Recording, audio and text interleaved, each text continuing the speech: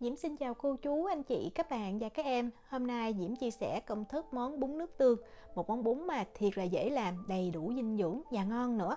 Món bún này thì mình có thể ăn sáng, ăn trưa hoặc là mình có thể dùng công thức này để kinh doanh cũng được luôn. Với công thức pha nước tương này thì Diễm thấy mình ăn với bún hoặc là mình chấm với đậu hũ chiên giòn đều ngon. Cách làm như thế nào? Thì bây giờ mình cùng vào bếp làm món bún nước tương này với Diễm nha. Đầu tiên thì mình đi làm nước tương trước. Diễm có 2 cái tép tỏi này, cân là 5g. Nếu mà mình không có cân thì mình cứ canh 2 tép tỏi là được. Và mình băm tỏi cho nhuyễn nha. Để cho nước tương thơm đặc biệt thì Diễm có thêm là 10g sả. Mình lấy cái phần đầu trắng của sả thôi. Nếu mà mình không có cân thì mình canh chắc khoảng cỡ 2 đốt lóng tay. Sau đó mình cũng băm nhuyễn nha.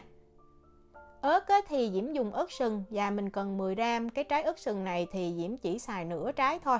Mình cũng băm nhỏ luôn. Lấy một cái nồi nè và Diễm cho vào đây 1 muỗng canh dầu ăn. Rồi mình cho tỏi đã băm. Tiếp theo là sả mình cũng băm nhuyễn. Và cuối cùng là ớt. Rồi mình bật bếp lên, mình bật lửa lớn nha. Khi mà mình thấy dầu bắt đầu sôi thì mình hạ xuống lửa trung bình và mình sẽ phi cho tỏi nè, sả và ớt thì nó thơm, nó khô và nó hơi vàng là được. Đó, khi mà Diễm thấy hơi vàng như vậy nè, như vậy mới thơm ha, là mình nhắc khỏi bếp và mình cho liền ra cái chén, mình không có để trong cái nồi nha, tại nồi nó còn nóng thì sẽ làm cho cái màu nó đậm hơn. Để ở đây, bây giờ mình đi nấu nước tương.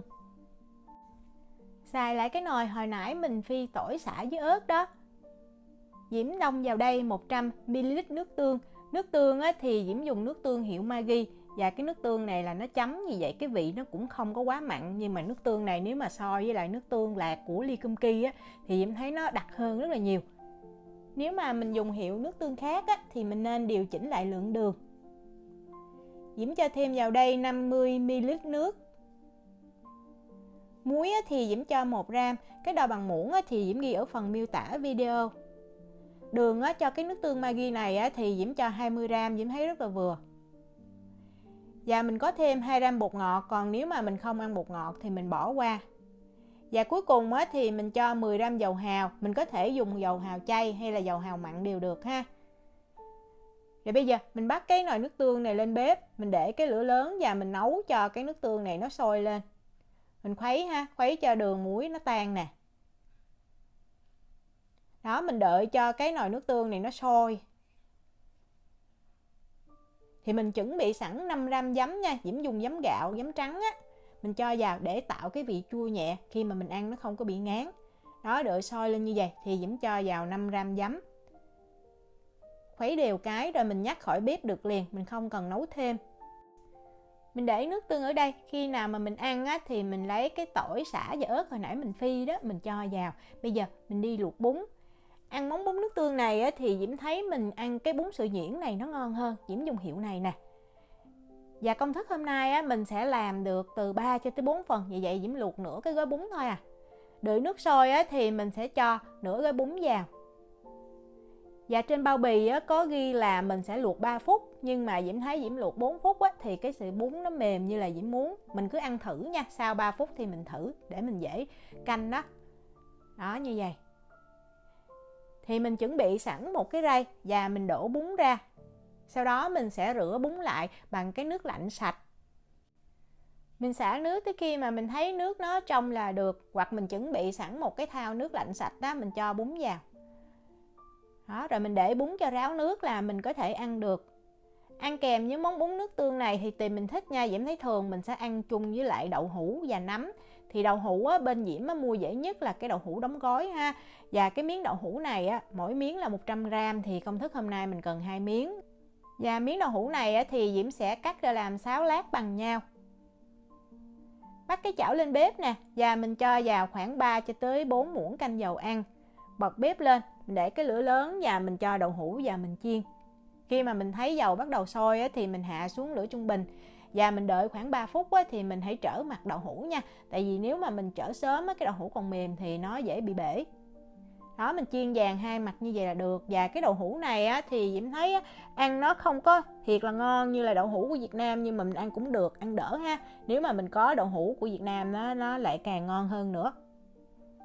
Và như hồi nãy Diễm nói đó, mình ăn chung với nấm, thì nấm tùy mình thích cái loại nấm nào. Hôm nay á, thì Diễm có hai cái loại nấm này, nấm bào ngư và cái nấm bào ngư vàng này, thì khi mà mình xào á, nó sẽ xèo lên chút nhưng mà cái vị nó rất là béo. Hoặc là mình cũng có thể xài nấm rơm, nấm đùi gà cũng được luôn.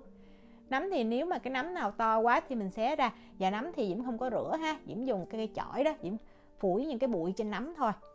Cái chảo hồi nãy mình chiên đậu hũ đó thì mình sẽ múc dầu ra bớt, cho còn lại 3 muỗng canh dầu là được. Rồi mình lấy một củ hành tím mình cắt lát đó, mình cho vào, để lửa trung bình. Và bây giờ mình sẽ phi cho cái hành tím này nó vàng và nó thơm. Khi mình thấy hành tím vừa vàng rồi thì mình cho nấm vào mình xào. Hai loại nấm này mình cho vào cùng lúc luôn. Mình giữ lửa trung bình, đảo thiệt là đều. Khi mà mình thấy nấm bắt đầu nó xèo xuống như vậy thì mình nêm. Diễm nêm vào 1 muỗng cà phê hạt nêm nấm nha. Còn nếu mà mình không có hạt nêm thì mình sẽ nêm tí xíu muối, tí xíu đường. Không có cần nêm cho nó đậm đà nha, chỉ nêm cho nó có cái vị là được. Đó, đảo đều cho tới khi mà mình thấy nấm chín như vậy thì mình cho tiêu. Diễm thấy nấm mình nên cho cay chút xíu, cho tiêu nhiều nó cay thì mình ăn chung với bún rất là ngon. Diễm cho 1/2 muỗng cà phê tiêu, hoặc là tiêu nguyên hạt mình giã vừa đủ mình cho vào cũng ngon luôn như vậy. Mình nhắc khỏi bếp, vậy là mình đã xào xong nấm rồi, rất là nhanh. Và mình ăn thì mình hãy xào nấm và mình chiên đậu hũ nha, như vậy nấm nó còn tươi ngon và đậu hũ nó giòn. Múc ra tô thì Diễm cho giá ở dưới nè, rồi Diễm cho bún lên trên. Và tùy ở nhà mình có cái loại rau thơm nào thì hôm nay Diễm có tía tô nè, có giáp cá và có rau húng lủi. Và Diễm cho thêm xíu xà lách nữa. Cái món bún này thì có nhiều rau cải, Diễm thấy ăn rất là ngon. Rồi mình cho miếng đậu hũ lên. Tại quay phim thì mình để như vậy cho nó đẹp, chứ nếu mình ăn thì Diễm thấy mình nên cắt nhỏ ra một chút. Rồi mình cho nấm đã xào nè. Tiếp theo thì mình có đậu phộng rang, cho thêm đậu phộng rang mới ngon nha. Và cuối cùng thì mình cho hành phi. Còn nếu mà mình ăn chay thì mình cứ thay tỏi và hành phi bằng baro là được. Để đẹp hơn thì mình cho thêm vài lát ớt lên trên. Nước tương thì mình múc ra chén như vậy. Và mình lấy cái tỏi, sả, ớt hồi nãy mình phi đó, mình cho vào. Nước tương này là cũng đủ cho 3-4 phần ăn luôn. Chan nước tương lên trên bún nè. Rất là đơn giản và mình ăn mình thấy không có bị ngán. Sợi bún nhỏ như vậy khi mà mình chan nước tương vào nó thấm rất là ngon. Và cái nước tương này cái vị không quá ngọt, Diễm thấy rất là vừa ăn. Diễm chúc cô chú, anh chị, các bạn và các em có được món bún nước tương thiệt là ngon. Nếu mà có thắc mắc gì thì cứ để lại lời nhắn hoặc là gửi tin nhắn cho Diễm. Diễm cảm ơn sự quan tâm theo dõi video rất là nhiều. Hẹn gặp lại trong những video tiếp theo. Chào tạm biệt.